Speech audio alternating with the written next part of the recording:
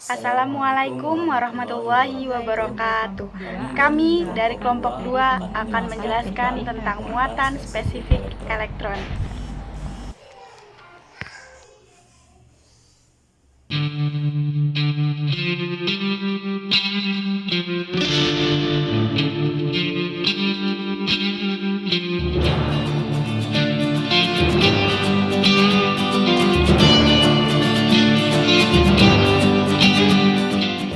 Bismillahirrahmanirrahim. Saya Laili. Di sini saya akan menjelaskan tentang teori atom J.J. Thomson.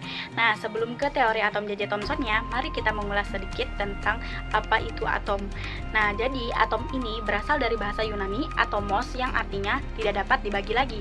Teori-teori atom ini awal mulanya yaitu pada abad keempat. Nah, pada abad keempat ini ada seorang ahli dari Yunani yang bernama Demokritus. Beliau mengungkapkan pendapatnya tentang atom. Menurut beliau, atom itu sesuatu benda kecil yang sangat kecil sehingga tidak dapat dibagi lagi. Nah, menurut beliau juga atom sepenuhnya padat.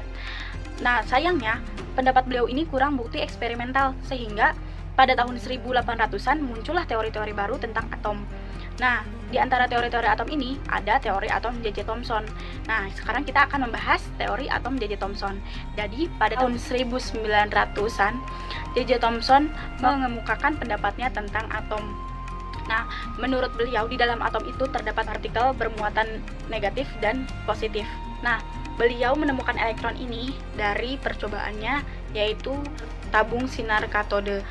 Nah, dari hasil percobaan inilah J.J. Thomson mengemukakan bahwasannya atom itu adalah suatu benda pejal yang di dalamnya terdapat muatan positif dan tersebar muatan negatif. Dapat diumpamakan seperti roti kismis, di mana rotinya itu adalah muatan positifnya dan kismisnya adalah muatan negatifnya. Dan kelebihan dari model atom J.J. Thomson ini adalah mampu membuktikan adanya partikel lain yang bermuatan negatif di dalam atom. Dan kekurangan dari teori atom J.J. Thomson ini adalah tidak dapat menentukan letak atau posisi elektron dan protonnya gitu. Pada praktikum muatan spesifik elektron kali ini kita menggunakan suatu kumparan yang dinamakan dengan kumparan Helmholtz, di mana kumparan ini merupakan sepasang kumparan yang diletakkan pada jarak tertentu, digunakan untuk menghasilkan medan magnet yang seragam pada area yang terbatas. Jika dikaji lebih lanjut, kumparan ini berbentuk lingkaran merah yang terdiri atas kawat yang dililit atau sejumlah kawat, di mana jika dialirkan arus listrik maka akan terbentuk medan magnet yang searah dengan sumbu X, di mana sumbu X-nya itu menuju ke atas kawat. Kumparan Helmholtz didesain dengan radius sebesar 0,25 meter yang dapat menghasilkan medan magnet sebesar 2,6 mTesla pada arus 5 ampere. Pada kumparan tersebut, jumlah lilitan berkebalikan dengan arus yang digunakan untuk menghasilkan medan magnet, di mana jika lilitannya lebih banyak, maka arus yang dibutuhkan sedikit untuk menghasilkan medan magnet, dan berlaku sebaliknya. Jika jumlah lilitan sedikit, maka arus yang dibutuhkan untuk menghasilkan medan magnet pasti lebih besar. Baiklah, selanjutnya kita akan membahas secara ringkas apa itu gaya Lorentz. Gaya Lorentz yaitu gabungan antara gaya elektrik dan gaya magnetik pada suatu medan elektromagnetik. Gaya Lorentz dapat timbul karena adanya muatan listrik terhadap medan magnet. Gaya Lorentz tidak hanya memiliki besaran nilai, tapi juga memiliki arah. Arah tersebut dapat ditentukan menggunakan kaidah tangan kanan. Penerapan gaya Lorentz terbagi atas dua jenis, yaitu pada kawat berarus dan yang kedua kawat sejajar.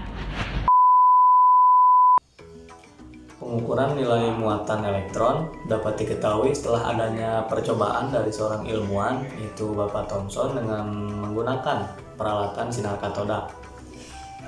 Nah, harga muatan elektron dapat didekati dengan perbandingan elektron dengan masanya atau E dibanding dengan M, yang didapat dari hubungan antara arus listrik, tegangan elektroda, dan radius lintasan elektron. Energi kinetik dari elektron dapat dicari dengan menggunakan potensial ambang atau pada saat arusnya sama dengan nol. Beda potensial ini sifatnya menghambat laju elektron. Nah, semakin potensial yang diberikan oleh sumber tegangan itu semakin meningkat, maka ampermeter yang ditunjukkan itu nilainya akan semakin mengecil. Ketika nilai ampermeter menunjukkan nilai 0, tidak ada elektron yang keluar dari permukaan anoda seperti itu. Nah, ketika sudah seperti itu, maka energi potensial yang diberikan oleh sumber tegangan dan energi kinetik yang dimiliki oleh si elektron nilainya itu akan sama. Nah,